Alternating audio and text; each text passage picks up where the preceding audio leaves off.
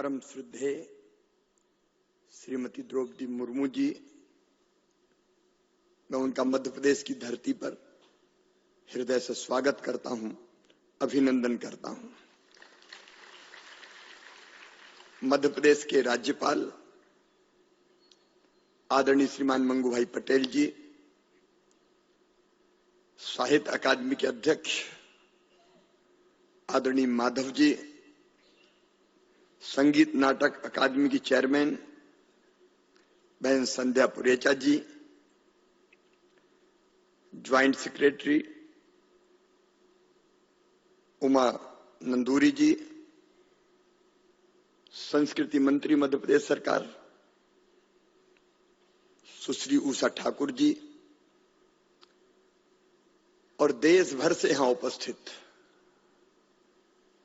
संपूर्ण देश का साहित्य जगत यहां विविधता के साथ उपस्थित है और मैं सचमुच में गदगद प्रसन्न और आनंदित हूं कि यह सौभाग्य मध्य प्रदेश की राजधानी भोपाल को मिला है। मैं आप सबका हृदय से स्वागत करता हूं।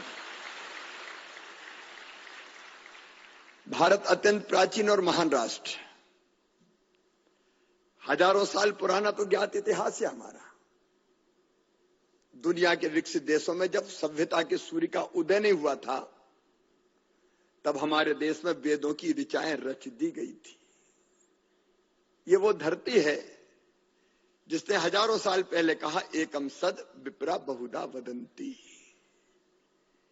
ये वो धरती है जिसने सारे विश्व को संदेश दिया, अयम निजम परा वेत्ति गणना लघु चेत साम उदार चरिता नाम तू वसुदैव कुटुंबकम। ये मेरा है, ये तेरा है। ये सोच छोटे मन वालों का होता है।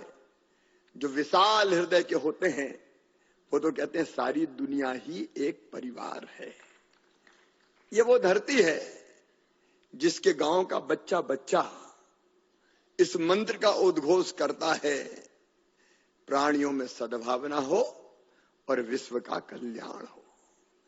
ये वो धरती है जिसके ऋषियों ने सर्वे भवन्तु सुखिनः, सर्वे सन्तु निरामया, सर्वे भद्राणि पश्यन्तु मां कश्चित् दुर्भाग भवेत् का मंत्र दिया। सब सुखी हो, सब निरोग हो, सबका मंगल हो, सबका कल्याण हो। लेकिन सब सुखी कैसे हो? केवल भोजन से सुखी नहीं हो सकते। रोटी, कपड़ा, मकान, केवल यही आवश्यकताएं नहीं है। मनुष्य को संपूर्ण रूप से सुखी करना है तो शरीर के सुख के साथ मन का सुख भी चाहिए, बुद्धि का सुख भी चाहिए, आत्मा का सुख भी चाहिए। और मन, बुद्धि और आत्मा का सुख अगर कोई देता है वो साहित्य, संगीत और कला ही देती है। और आज वो कलाकार और साहित्यकार इतनी बड़ी संख्या में यहां उपस्थित है। आज मैं प्रधानमंत्री श्रीमान नरेंद्र मोदी जी को हृदय से धन्यवाद देना चाहूंगा। एक तरफ वो वैभवशाली, गौरवशाली, संपन्न, समृद्ध और शक्तिशाली भारत का निर्माण कर रहे हैं, तो दूसरी तरफ हमारी कला, हमारी संस्कृति, हमारी परंपराएं, हमारा साहित्य, हमारे जीवन मूल्य, उसको कैसे निकाल के सामने ला रहे हैं। देखिए, एक अलग दौर है ये। तब जब हमारी भारत की राष्ट्रपति स्वच्छता के स्थान, स्वच्छता के लिए स्वयं झाड़ू लेकर निकलती है तो देश उत्साह और आनंद से भर जाता है और नई प्रेरणा प्राप्त करता है। तब जब हमारे प्रधानमंत्री जी अयोध्या में भगवान श्री राम की जन्मभूमि पर काशी में हो या महाकाल महाराज के दर्शन करने जाएं और साष्टांग दंडवत और प्रणाम करते हैं तो देश हमारे पुराने मूल्यों को फिर से याद करता है। एक अद्भुत और नया दौर है सचमुच में। और उसी में से उन्मेष और उत्कर्ष जैसे कार्यक्रम अद्भुत है हमारे। देखिए, इस देश में इतनी भाषाएं, इतनी बोलियां, हम कहते हैं अलग भाषा अलग देश, फिर भी अपना एक देश। लेकिन मूलभूत एकता है। और उन्मेष और उत्कर्ष के रूप में ऐसे कार्यक्रम जो हमारे साहित्यकार, हमारे कलाकार, हमारे संगीतज्ञ उनको सामने लेके आते हैं, तो सचमुच में उनको भी कुछ और बेहतर करने की प्रेरणा मिलती है और ऐसे आयोजन निश्चित तौर पर सारी दुनिया को भी इकट्ठा करने में समर्थ और सक्षम होते हैं।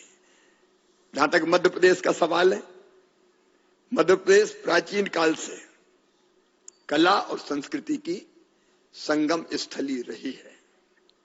यह कला, संस्कृति और वैभवपूर्ण अतीत और समृद्धशाली वर्तमान है। ये साहित्यकारों की कर्म भूमि और कलाकारों की प्रिय भूमि रही है। भीमबेटका, बाग, नचना कुठार, खजुराहो इसके सजीव और साक्षात प्रमाण हैं। और मध्य प्रदेश में मुझे कहते हुए प्रसन्नता है, कला और संस्कृति के राजाश्रय की प्राचीन परंपरा रही है। चाहे राजा भोज हो, चाहे माता देवी अहिल्या बाई हो, उन्होंने धर्म, संस्कृति, साहित्य और संगीत के संरक्षण में अपना पूरा जीवन लगाने का काम किया है। इस धरती पर बाणभट्ट, कालिदास, राजशेखर, पतंजलि, भर्तहरि, अनंगहर्ष, वत्सराज, केशवदास, पद्माकर और बिहारी जैसे रत्न हुए हैं। मैं सचमुच में इनके नाम लेके आनंद और गर्व का महसूस कर रहा हूं।